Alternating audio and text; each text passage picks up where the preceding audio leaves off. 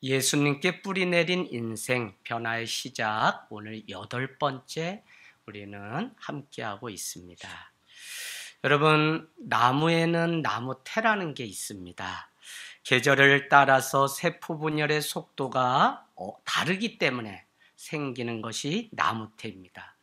대체로 봄과 여름에는 광합성 작용이 이렇게 활발하게 일어나기 때문에 세포 분열도 빠르고 또 공급되는 물의 양도 많기 때문에 그 나이테의 색이 연하고 면적이 넓다고 합니다.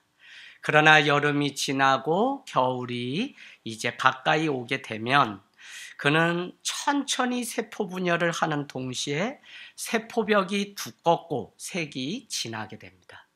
그래서 이렇게 보면 엷은 조직과 두꺼운 조직이 하나의 이렇게 나이테를 형성하게 되는데, 중요한 것은 나이테는 1년에 하나밖에 생기지 않는다 그래요. 그래서 나무의 그 흔적이 나이테를 보면 어땠는지 우리가 알 수 있다는 것입니다. 다시 말씀드리면 나무가 자라는 속도가 계절과 상관없이 똑같다면 나이테라는 것은 생기지 않는다는 것입니다. 1년 내내 열대 지방에 사는 나무는 나이테가 전혀 없기 때문에 그렇습니다. 여러분, 나이테는 한 해에 한 개씩 생기는데 이것을 통해서 이 나무의 나이가 몇 살인지 우리는 알 수 있다는 것입니다. 나이테의 간격이 넓냐 좁냐에 따라서 어느 해에 잘 자랐는지 또 어느 해에 자라기가 힘들었는지를 우리는 가늠해 볼 수 있다는 것입니다. 그러면서도 우리에게 주는 중요한 교훈이 있다면, 잎사귀가 하나도 없고 다 떨어지고 햇볕이 일조량이 적은 겨울에도 나이테가 있는 모습을 보면 나무는 자라고 있다는 사실입니다. 그래서 여러분, 그냥 봄이 오는 것이 아니라 차가운 그 마른 땅에 자기 몸을 지탱하고 뿌리를 세워서 봄을 준비하고 있는 그 나무의 모습을 보게 되고, 그러면서 생기는 그 나이테라고 하는 것은 결국 견딤과 고통의 산물이 바로 나이테라는 것입니다. 이해되시죠? 그러고 보면 나무도 이와 같은 흔적이 어떻게 왔다가 어떻게 살아왔는지의 그 흔적이 있는 것을 보면 우리 사람도 별반 다르지 않고, 하나님이 지으신 모든 것은 이 땅에 어떻게 살아가든지 그 흔적이 남기 마련이라는 것입니다. 제가 좋아하는 시 중에 어느 시인은 이렇게 노래합니다. 나무는 겉으로 나이를 먹는 것이 아니라 속으로 나이를 먹는다. 아마 이 말을 곰곰이 씹어보면 우리가 겉사람은 날로 후패하지만 속사람은 날마다 강건해진다고 하는 사도 바울의 고백을 이와 같이 말할 수 있다는 생각이 듭니다. 나이테를 보면 그 나무의 역사를 다 알 수 있죠. 그와 같이 성경을 보면 우리는 수많은 인물들의 그 역사의 이야기, 뒤안길을 발견하게 됩니다. 한밤에 사내들인 공의원이었던 니고데모가 영생의 문제를 가지고 예수님께 찾아오게 됩니다. 예수님께 어떻게 해야 내가 거듭날 수 있냐고 하는 그 질문 가운데 너가 물과 성령으로 거듭나야 된다. 그랬더니 내가 이 나이에 다시 모태로 돌아가서 다시 태어나야 됩니까? 라고 했더니 그것이 아니라고 설명해 주는 장면이 나옵니다. 여러분, 니고데모의 인생은 그것으로 끝이 난 것이 아닙니다. 요한복음 19장으로 가볼까요? 요한복음 19장 39절. 다른 데는 없습니다. 니고데모가 결국 그날 밤에 예수님을 찾아갔다가 그 인생이 변화되어 이와 같은 사람이 되었구나라고 하는 사실이 요한복음 19장 39절에 정확하게 어떤 삶을 살았는지 그 흔적이 남아 있습니다. 요한복음 19장 39절 같이 읽습니다. 시작. 일찍이 예수께 밤에 찾아왔던 니고데모도 모략과 침향 섞은 것을 100리트라쯤 가지고 온지라. 아멘. 여러분, 1리트라는 327g이니까 327kg에 불과합니다. 물론 모략과 침향은 비싼 것도 아닙니다. 그러나 니고데모가 변화되어 예수님의 마지막 장례식을 준비하기 위한 자신이 드릴 수 있는 최고의 최상의 선물이 오늘 1리트라쯤이라고 하는 100리트라로 기록되고 있는 것입니다. 많은 사람들이 예수님의 제자냐고 물을 때 사람들은 다 숨었죠. 아니라고 부인했던 사람이 바로 베드로라고 하는 사람입니다. 그럼에도 불구하고 마지막 그 예수님의 장례식을 위해서 자신이 예수의 제자됨을 고백하고 그 현장을 떠나지 않고 자기가 드릴 수 있는 아낌없는 헌신을 드렸던 사람이 니고데모입니다. 그에게도 나이테와 같은 흔적이 오늘 남아 있는 것입니다. 그런가 하면 한밤에 찾아왔던 부자 청년은 이렇게 얘기합니다. 마태복음 19장 26절. 마태복음 19장 26절. 내가 어떻게 해야 영생을 얻을 수 있습니까? 나는 어려서부터 하나님도 사랑하고 이웃도 사랑하고 다 사랑했는데 내가 어떻게 해야 됩니까? 내가 십계명도 다 지켰습니다. 라고 하자 예수님은 마태복음 19장 26절에 얘야, 그렇다면 내가 소유하고 있는 모든 것을 팔아서 내 이웃 가난한 자들에게 다 나눠주고 너는 나를 따르라 라고 말을 했다는 것입니다. 그 결과 그는 근심이 가득해서 그날 밤 예수님을 떠나게 되고 성경은 그가 누구인지를 전혀 언급하지 않은 채 사복음서는 특별히 이 기록을 다 하고 있는 것으로 보아 예수 믿는 신앙이 무엇인지를 가르쳐주기 위해서 사복음서는 말을 하고 있는데 내가 가장 중요하게 여기고 있는 그것을 하나님의 말씀이기 때문에 드릴 수 있는 것, 하나님의 말씀이기 때문에 너가 너의 몸을 사랑한 같이 내 이웃을 사랑하는 것이 신앙임을 사복음서는 우리에게 가르쳐주고 있다는 것입니다. 그런가 하면 여러분, 성경에는 정말 저주받았던 땅으로 기록되는 사마리아인이 등장하고 있습니다. 요한복음 4장에 내가 주는 물을 마시면 영원히 목마르지 않는다는 말씀을 저는 2주 전에 드렸습니다. 한국교회가 회복돼야 되는 것은 예수님, 주님이 주시는 물을 전하는 설교자가 필요하고 다른 것이 아니라 예수님이 주신 물을 먹는 성도가 필요한 지점에 놓여 있다는 것입니다. 다른 것을 먹으라고 주기 때문에 설사가 일어나고 다른 것을 먹기 때문에 무너지는 겁니다. 저는 어제도 우리 집사님이 선거를 하시고 이렇게 교회를 방문하셔서 저와 이야기를 나누는데 이런 말씀을 합니다. 목사님, 저 목사님 좋은데 한 가지 이유가 있다는 거예요. 그게 뭐냐? 제가 설교하는 많은 내용들이 어디 책에서 나오는 신앙 얘기가 아니라 목사님도 한 신앙인으로 한 주 살면서 우리가 똑같이 고민하는 그 지점을 얘기해 줄 때면 너무 좋습니다 라고 말씀해 주세요. 예, 그렇습니다. 저도 제가 바로선 신앙인 목회자지만 주님을 따라갔던 구원이 필요한 한 사람의 한 영혼으로 주님 앞에 바로 살려고 몸부림을 치는 사람입니다. 여러분, 오늘 다른 물이 아니라 주님이 주시는 물을 먹으면 속에서 샘솟도 일어나는 목마르지 않는 영원한 샘물을 얻는다는 것이 요한복음 4장입니다. 그런데 중요한 것은 당시 아수르의 포로로 잡혀갔던 유대 사람들이 어떻게 해요? 혼혈 정책을 통해서 이방인과 결혼하는 그 일에 끌려가게 되고 유대인들은 그들을 더 이상 순수 혈통으로 보지 않고 하나님의 백성이 아니라고 해서 그들을 이렇게 무시하고 그들이 다니는 길은 가지도 않던 때에 놓여 있습니다.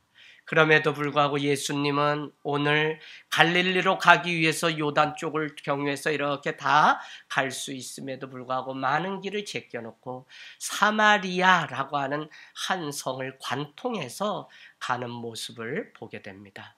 여러분, 남편 다섯도 내 것이 아니라고 말씀하는 것을 보아서 기구한 여인이고 사람들의 눈을 피해서 한낮에 우물을 길러 나왔다.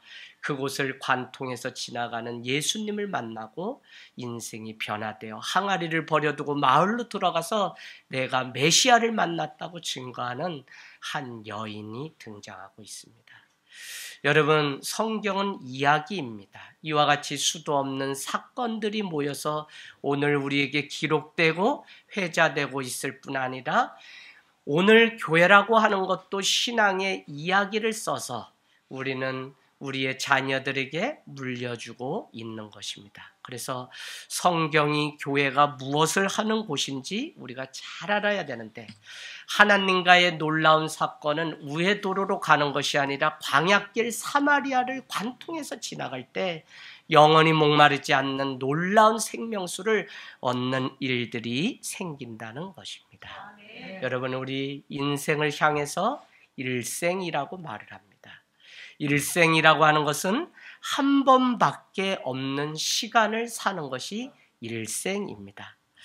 그래서 더 중요한 것이 있다면 지금 살아가고 있는 그 시간입니다. 이 하루가 모여서 일주일이 되고 1년이 되고 일생이 되기 때문에 오늘이라고 하는 이 하루는 허비해서 버릴 시간이 아니라 소중한 시간이라는 것입니다.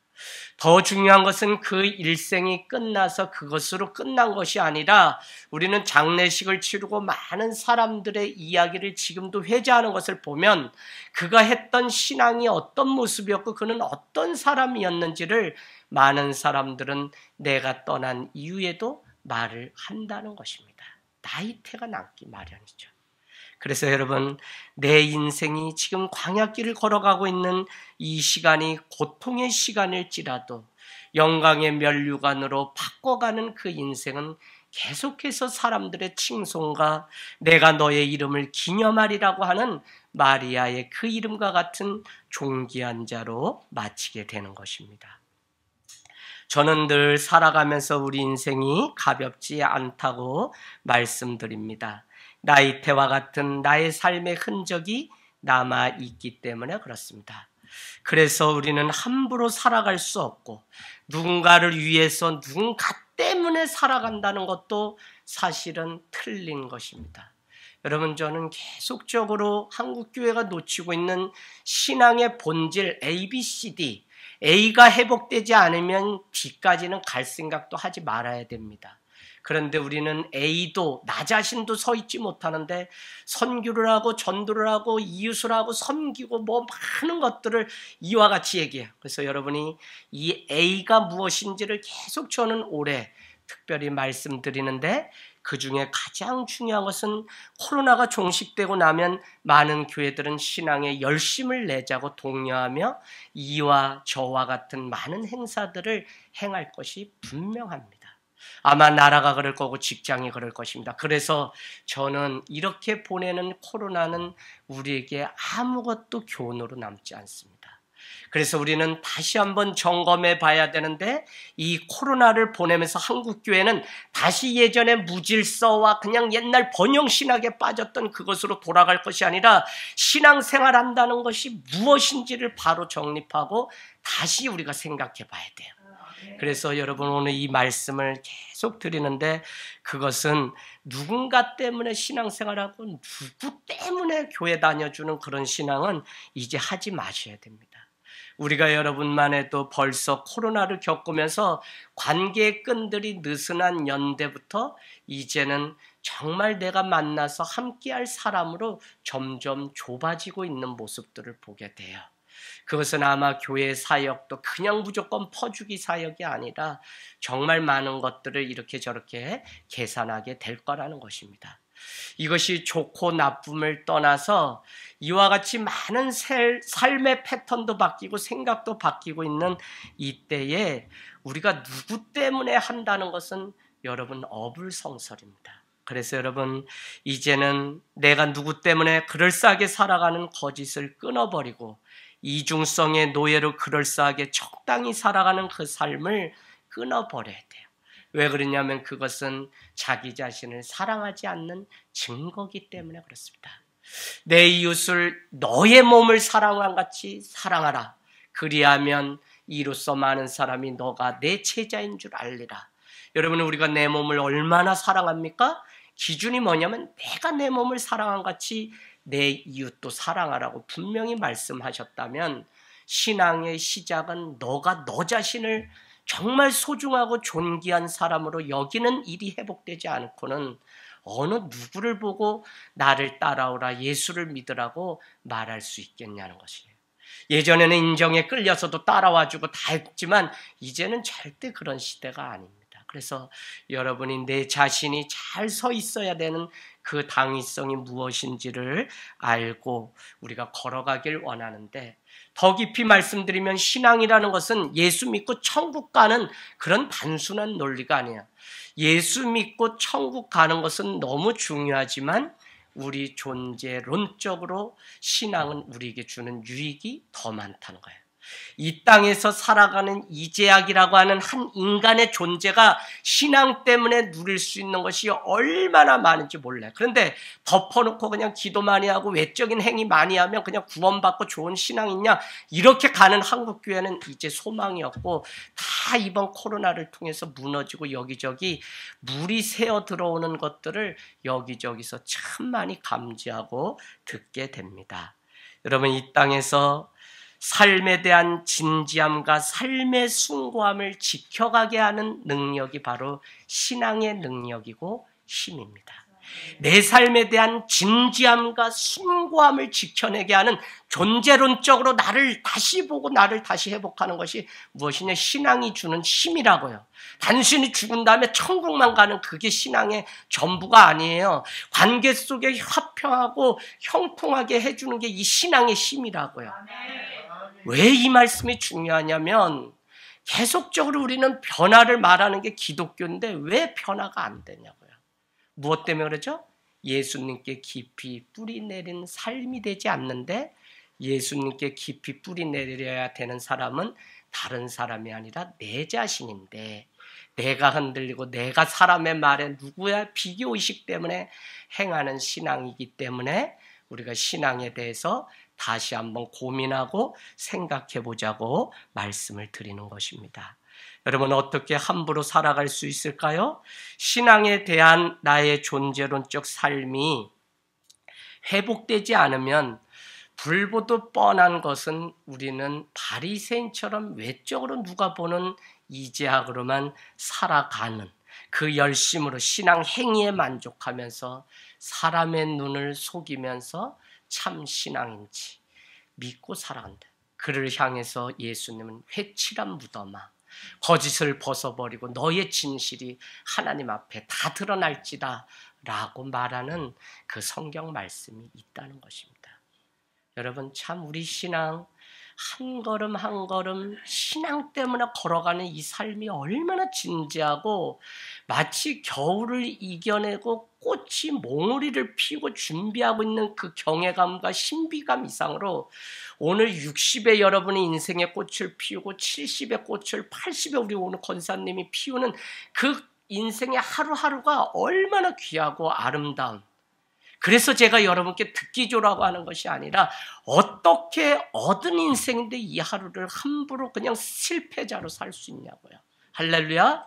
승리하는 여러분이 되시길 원합니다.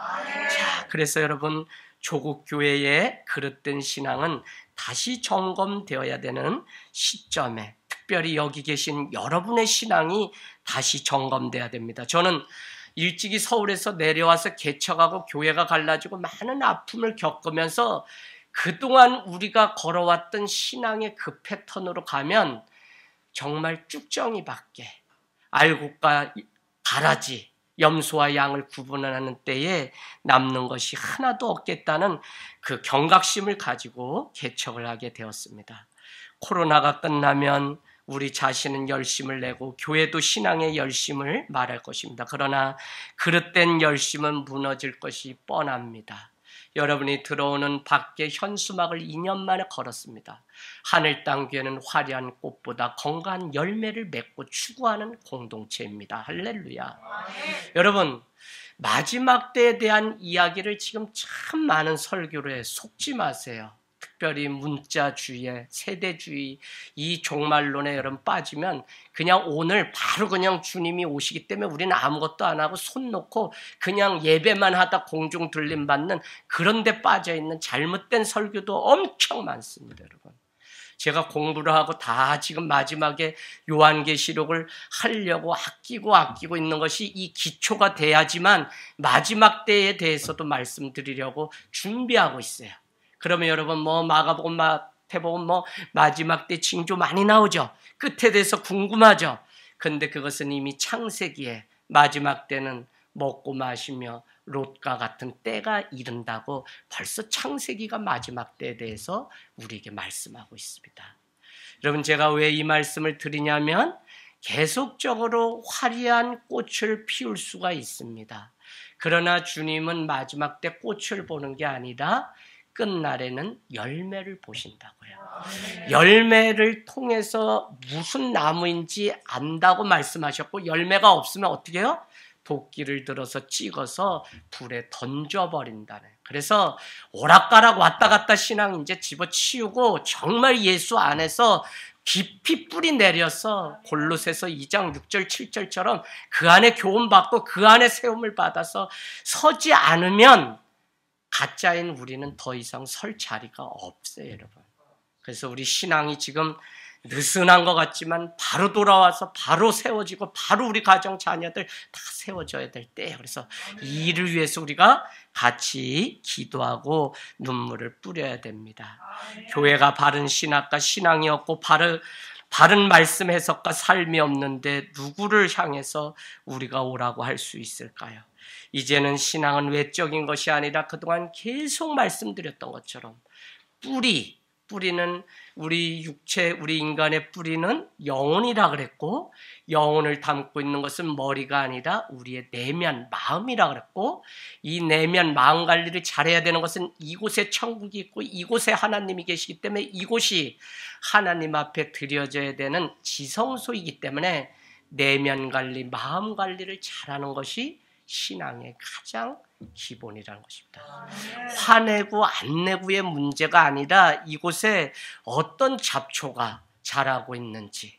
제가 우리 최낙도 목사님 죄송한데 한번 묻겠습니다. 목사님, 가치에 대해서 우리 같이 배웠어요. 길을 가다가 1,000만 원을 주실 수도 있고 1억을 주실 수도 있는데 어느 거 가질 거예요? 네, 그냥 같이 얘기하지만 네. 이렇게 물으니까 그냥 액수로 그냥 큰 걸로. 그러나 우리는 나눔과 섬김의 가치로 간다 그랬으니까 아마 1억 가지고 나누면 안 돼요. 그거는 신고해야지. 잘해야 돼. 얘기 잘해야 되겠다.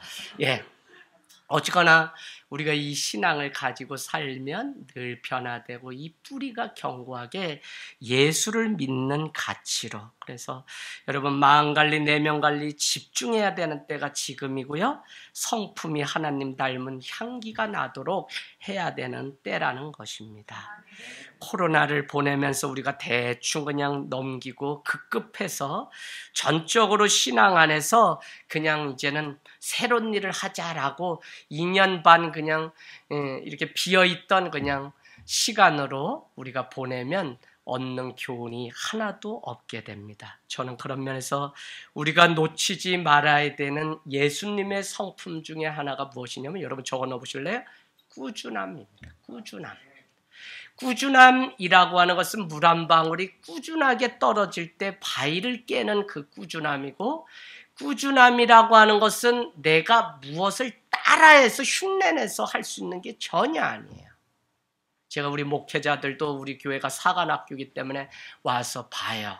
실수도 해요. 많이 해요. 실수하는 사람은 계속 실수합니다. 아닌 사람은 계속 고쳐서 또 그것을 가요.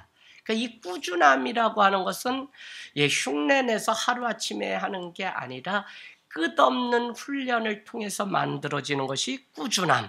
근데 이게 왜 중요하냐? 바로 하나님의 속성인데 하나님의 사랑은 우리를 향해서 꾸준하십니다. 이것은 우리와 다른 하나님의 신실하심. 그래서 여호수아는 약속의 땅을 향해서 가나안에 들어가기까지 하나님의 신실하심이라고 하는 것이 큰 주제라고 제가 말씀을 드렸습니다. 요단을 건너고 여리고성, 아이성 뭐 쭉쭉쭉쭉 해서 가나안에 가기까지 하나님은 불평불만하는 그 백성을 버리지 않으시고 어떻게 해서든지 끌고 가시려고 하는 하나님의 사랑의 속성이 꾸준함입니다. 하지만 사람들은 적어놔 보실래요? 익숙함에 속아서 소중함을 놓치면서 바쁨 속에 살아갑니다. 익숙함에 빠져서 소중함을 놓치고 살아가요. 여러분, 마음 관리를 하고 내 내면을 자꾸 보고 나누라고 하는 것은 제가 비근한 예지만 우리 아들이 학교를 가고 입학을 하는데 여러분 안 써주고 싶지 뭐 다 큰 애한테 뭘 써줘요. 그래도 하나님 주신 마음이 있으니까 새 출발하는데 편지를 A4 잔뜩 두 아들한테 각각 써서 주고 저녁 기도회 때 제가 그냥 말만 했을 뿐인데 그것을 자기에게 또 적용하셔서 우리 권찰님이 밤새 쓰셔서 아이들한테 새 학교 가는데 써서 주셨다는 거예요. 저는 우리 마음을 잘 나누는 사람이 앞으로 리더가 되고 마음을 잘 읽고 마음을 잘 이렇게 만져주는 사람이 앞으로 리더가 되지 이렇게 여러분 큰 일을 잘하는 사람이 지도자가 되질 않아요. 왜냐하면 사람들 사이에 코로나와 같은 많은 일을 겪으면서 단절되고 끊어졌는데 그 마음을 이어주고 마음을 따뜻하게 해주는 사람이 지도자가 되고 특별히 목회자가 되면 좋겠습니다. 여러분 우리는 마음의 문제, 다 문제들이 마음의 문제. 예배는 뭐냐면 마음을 드리는 것이고 마음을 하나님 앞에. 그래서 여러분께 늘 말씀드리지만 오늘 드리는 이 예배, 이게 예배 전부가 아니라 잘 기억하셔야 됩니다. 초대교회의 예배 생명은 신앙 고백과 간증이 끊임없이 계속 나눠줬다고. 이건 저희 교회가 그래서 하고 있는데 더 중요한 것은 뭐냐면 일주일 동안 성도들은 삶의 자리에서 하나님을 만났던 그 사건을 가지고 나와서 신앙 고백하고 간증하는 자리가 오늘이지 오늘 여기 와서 위로받고 그냥 이러고 세상 유기는 함부로 내 마음대로 막 살고 그냥 나 같은 게 살아서 뭐해 이런 식의 삶이 아니라고요. 이해되세요? 그래서 일주일 6일이 다 예배지만 6일 잘 산 그 삶을 가지고 와서 오늘 주일은 뭐냐? 내 삶을 주님 앞에 보고하는 날이. 그래서 여러분 일주일 삶 내 하루의 그 삶을 허비하고 아무렇게나 밴드를 어디로 예배 드리든지 정성껏 준비해서 예배하시라고요. 그거를 저는 지금도 여러분께 하지 왜 안 오냐 왜 가냐 뭐 이거 가지고 제가 여러분 괴롭힌 적 있어요? 없어요. 저는 2년 벌써 넘는 시간 있는 곳에서 여러분 예배 잘 하십시오. 하나님이 아세요. 어떻게 예배했는지. 자, 그래서 우리는 이 익숙함에 빠져서 소중함을 놓치다 보니까 마음을 나누지 못하고 살아가는데 꾸준함이라고 하는 것은 익숙함을 물리치고 소중함을 지켜가는 것. 제가 계속 지난주에도 말씀드렸죠. 실수를 계속하게 둬라. 왜 실수를 통해서 우리는 더 진실에 가까운 사람이 될 수 있으니까. 여러분 이런 얘기 가벼운 얘기 아닙니다. 제가 왜 이렇게 설교하고 우리 전도사님 목사님 실수하는 거 맨날 푸는 저도 승질이 여기 막 올라오지 10번이고 20번이고 그래도 할렐루야 아유 왜 맨날 찾으러 가 없어 어디 갔냐 화장실에 가 앉아있어 니네 화장실 집에서 쓰지 왜 교회만 오면 교회가 이렇게 편하대 그거 어떻게 욕해요 그래 교회 변기 큰 거 이제 좀 좋은 걸로 놔줘야 되겠어 찾으면 막 중요한 데 없어 그러면 화장실 맨날 희한해요 몇 명 없는데 그래도 그냥 같이 마음 나누고 그냥 이럴 수 있는 이 공동체가 너무 좋고 그냥 순진하고 더 뭐 따지지 않는 우리 목회자들 만난 게 제 복이고 얼마나 좋은지 몰라요. 생긴 것도 잘생긴 사람 있으면 시기하고 경쟁할 텐데 다 거기서 거기.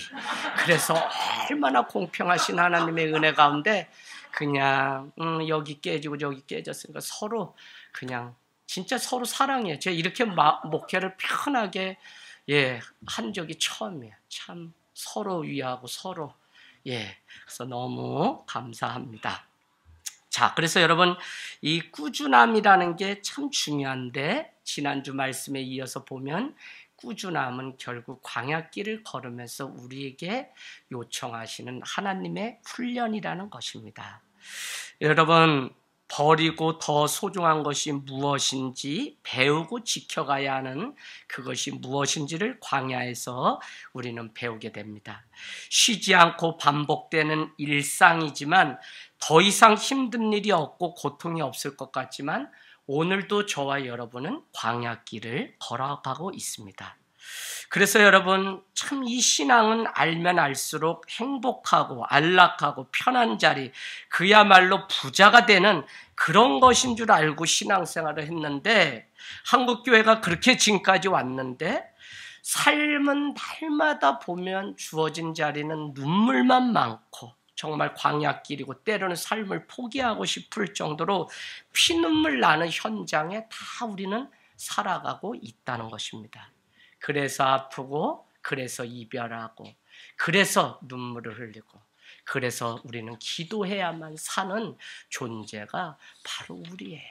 그래서 이 광야길이 다 끝났다, 이제 그만이겠지 했는데 또 일들이 계속 반복되는 어려움 속에 살아간다는 것입니다. 저는 오늘 읽은 이 말씀을 참 일찍이 얼마나 크게 위로를 받았던 말씀인지 모릅니다. 제 삶을 늘 말씀드리지만 부모, 형제, 간호를 위해서 20만 이상의 밤길을 오고 가며 차를 운전하는 21년의 세월, 그러나 맨 앞에 서서 정말 이거 안 한다면 나도 안 해도 되지만 차를 갓길에 가다가 밤에 세워놓고 그렇다 해서 저녁기도 빠지고 간 적도 거의 없어요. 늘 가다가 나에게는 언제 이 훈련이 끝나나 날마다 눈물로 정말 지냈던 날들이 많습니다. 이건 부모 형제도 몰라요. 그러나 제 안에는 분명한 것은 하나님이 이 광야를 끊고 이제 우리 가정을 구원하시려고 하시는 하나님의 계획이 있다는 사실을 알기 때문에 포기하지 않고 지금까지 계속적으로 신앙의 경주를 한 결과 한 사람 한 사람 예수를 믿는 가문이 될 수 있었습니다. 여러분, 그때 저에게 주셨던 말씀이 오늘 7장 30절. 다시 한번 보고 여러분이 동그라미를 한번 해놓으시면 좋은데, 사도행전 7장 30절 어느 말씀이 저는 가장 은혜가 됐을까요? 그 말씀에 많은 단어가 있는데 40년? 어느 단어? 참회. 40년이 참회. 천사가 시내산 광야 가시나무 떨기 불꽃 가운데 그에게 보이거늘. 모세가 그 스데반이 그 백성들에게 지금 설교하는데, 모세라고 하는 사람도 나이 40에 바로의 궁전에 화려한 곳에 있을 때, 육신의 힘을 의지하고 있을 때 그 백성을 이끌고 가나안으로 간 것이 아니라 날이 40년이 더 참에 그는 가시떨기 가운데서 80세의 하나님의 부르심을 받고 그 백성을 이끌고 약속의 땅 가나안으로 갈 수 있었다고 하는 것이 바로 참회라고 하는 단어에 숨긴 40년을 우리는 지난주 보았죠? 미디안에서 이드로라고 하는 장인의 양떼를 키우면서 본인은 섬김의 훈련, 지도자의 훈련을 했던 것을 우리는 모세의 삶을 통해 볼 수 있습니다. 그러니까 모세가 오늘 광야길을 통해서 얻었던 교훈은 무엇이냐면 하나님의 때가 차야만 하나님의 일이 된다고 하는 사실을 배우게 되었다는 것입니다. 때를 분별하는 훈련을 바로 40년 동안 받은 것이고, 오늘 스데반은 이것을 모세의 나이 40년이 더 채워짐에 하나님이 일하셨다고 말씀하고 있습니다. 젊은 나이 혈기가 있는 그 40세의 민족을 구원하는 그의 뜻이 아니라 나이 80이 되어 다 늙게 되었을 때 하나님은 그 나이가 되기까지 참에 그제서야 일하셨다는 것입니다. 저는 에레미야에 나오는 말씀처럼 우리의 생각과 하나님의 생각은 다르다라고 하는 것이 너무 큰 은혜로 다가옵니다. 하나님, 이제는 끝내고 이제는 좀 이런 성과도 보이고 이제는 이렇게 좀 돼야 되는데 하나님 왜 안 찹니까? 좀 하나님이 살아계시다면 이제 등 떠밀어서 일하셔야지 왜 이렇습니까? 라고 급한 나머지 내가 일하려고 해서 실수한 적도 많습니다. 그러나 하나님은 때가 참에 일하셨습니다. 지금도 광야길에서 우리가 배워야 하는 것은 하나님의 때가 차는 때가 언제인지를 분별하는 훈련을 해야 합니다. 이것이 하나님의 음성인지 하나님이 하라고 하시는 때인지를 우리는 늘 주님께 물어야 된다는 사실입니다. 여러분, 이 사람이 맞는지 안 맞는지 묻지도 않고 결혼은 자기가 하고 주례는 나 했는데 뭐에 나를 책임지라 그래요? 그러면 안 되죠. 결혼은 자기가 기도하고 때가 찼으면 그 사람과 하는 거지 제가 해주는 게 아닙니다. 그래서 여러분, 우리는 살아가면서 이 때에 대한 마지막 이 때에 대한 이 때를 평생, 그러나 전도서 3장 20절은 죽을 때 날 때를 알려주지 않은 것은 너희가 모르기 때문에 영원을 사모하고 평생 살아가도록 하시려고 우리에게 이와 같은 일을 허락하셨다는 것입니다. 여러분, 내 때에 내가 움직이는 것이 아니라 하나님의 때에 하나님이 움직이시면 우리는 따라가면 되는 것이 신앙의 원리입니다. 아브라함을 예로 들겠습니다. 75세에 너를 통해서 아들을 낳겠다고 약속하셨습니다. 그러고는 언제요? 그의 나이가 87세가 되었을 때 그 여종 하가를 통해 이스마엘을 얻게 되고 13년이 지난 후에 약속하셨던 아들 이삭을 드디어 얻게 됩니다. 여러분, 총 25년 만에 약속의 선물인 웃음이라는 뜻 이삭을 얻게 되지만 결국 아브라함의 두 아들은 중동전쟁, 이스라엘과의 싸움의 원인이 되어서 지금도 포탄이 오고 가는 것을 보면 아브라함이 순종하지 않고 성급했던 그것이, 하나님의 때를 분별하지 못했던 그것이 오늘날 우리에게 비극을 주었다는 것입니다.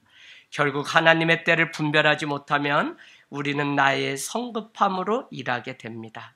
하나님은 광야에서 평범한 인생에서 비범한 인생으로, 양에서 사자로, 육신을 의지하던 자에서 하나님만 의지하는 자로 바꾸시기 위해서 우리를 광야로 보내셨다고 지난주 말씀을 드렸습니다. 여러분, 하나님의 때를 기다리며 모세는 결국 바로의 공주의 아들이라는 칭호를 벗어버리고 인생 나이 80 이스라엘 백성을 이끌고 갔대 그는 하나님의 사람이라는 칭호로 바뀌게 되고, 민수기 12장으로 가보실래? 민수기 12장 3절, 민수기 12장 3절, 온 지면에 모세보다 온유한 자가 없었다고 하는 온유함의 속성을 말씀하고 있는 것을 보게 됩니다.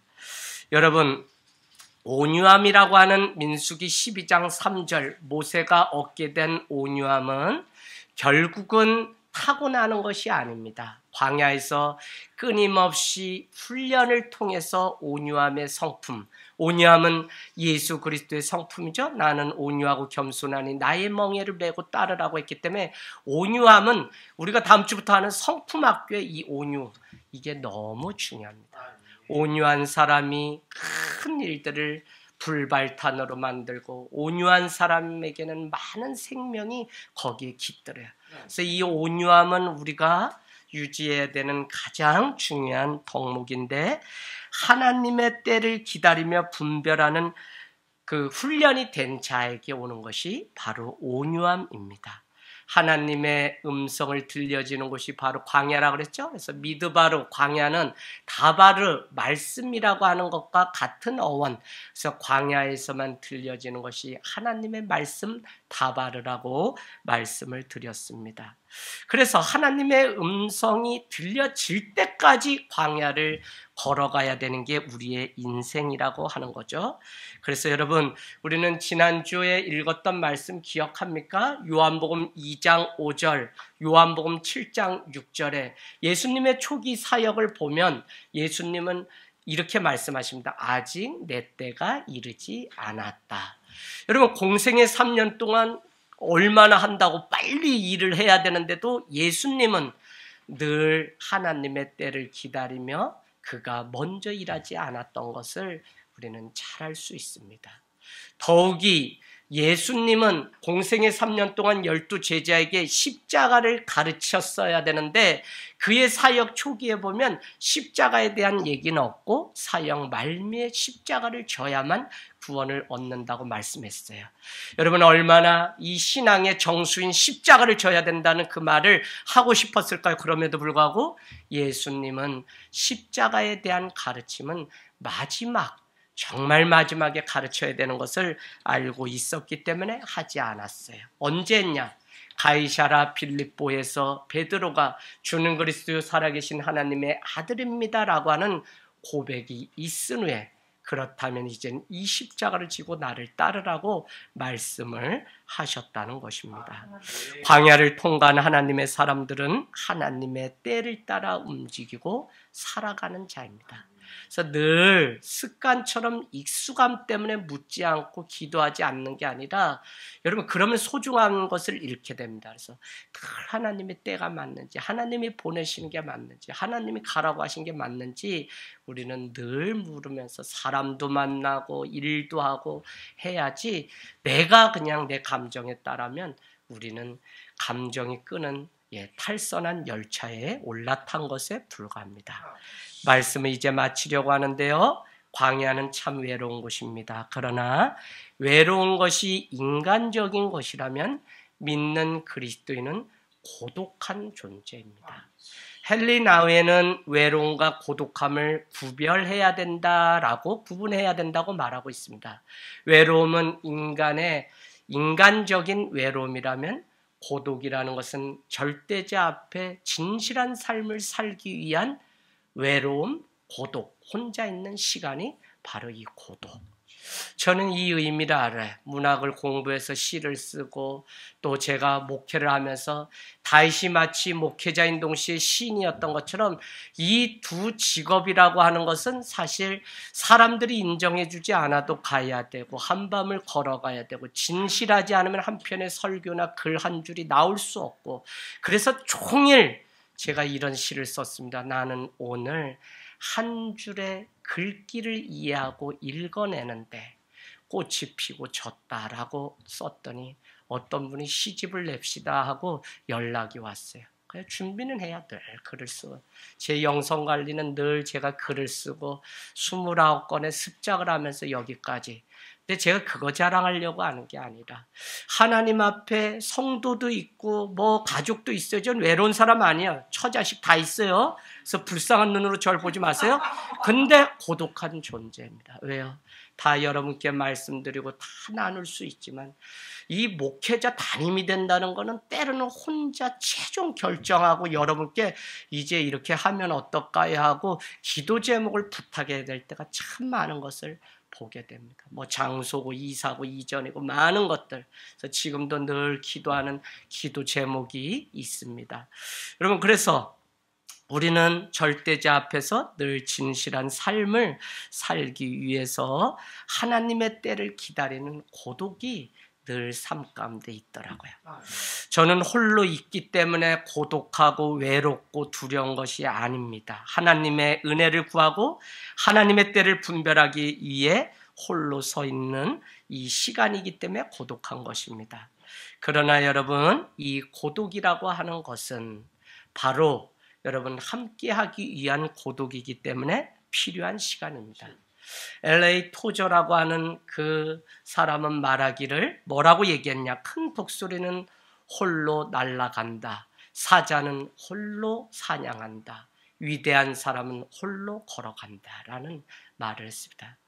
여러분 우리는 늘 예수님이 한적한 곳에 올라서 홀로 주님 앞에 독대하는 고독의 시간을 보냈던 것처럼 우리 인생길 광야길 사람 의지하고 사람 따라가지 말고 아무 도울 힘이 없는 사람 귀인이라도 의지하지 말고 주님 앞에 우리가 묻고 대답하고 찾아가야 되는 씨름해야 되는 때가 있다는 것입니다. 새벽이면 하나님 앞에 나와서 그냥 하나님 깨워주시니까 기도하게 됩니다. 그런데 제가 이런 생각이 듭니다. 왜 우리에게 홀로의 시간이 필요하냐? 함께하기 위해서. 다시 말씀드리면 왜 올해 이와 같은 설교를 하냐? 우리 한 사람이 세워지지 않으면, 예수님께 홀로 깊이 뿌리 내리는 신앙이 되지 않으면 함께 할 수 없기 때문에.